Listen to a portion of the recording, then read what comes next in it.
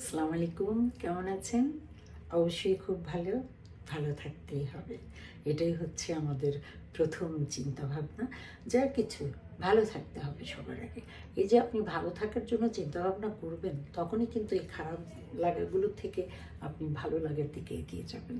তো জীবনে দুটো জিনিস কি রপ্ত করা যায়? একটা হচ্ছে যে কারোর খারাপ চিন্তা না করা, আরেকটা হচ্ছে কারোর কোনো ক্ষতি না করা। কারোর জন্য খারাপ চিন্তা না করাটা আমরা ইজিলি বুঝে রপ্ত করতে পারি। কীভাবে?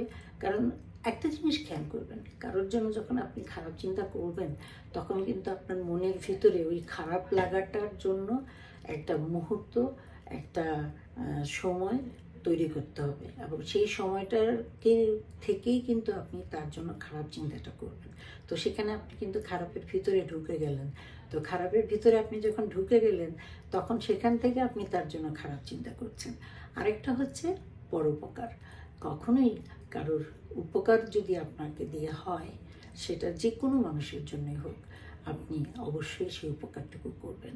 তখন কি হবে? উপরে যিনি আছেন, তিনি কিন্তু আপনার যখন খারাপ সময় আসবে, তখন তিনি কিন্তু আপনাকে উপকার, আরও কারোর মাধ্যমে উপকারটা আপনি পাবেন, অবশ্যই পাবেন।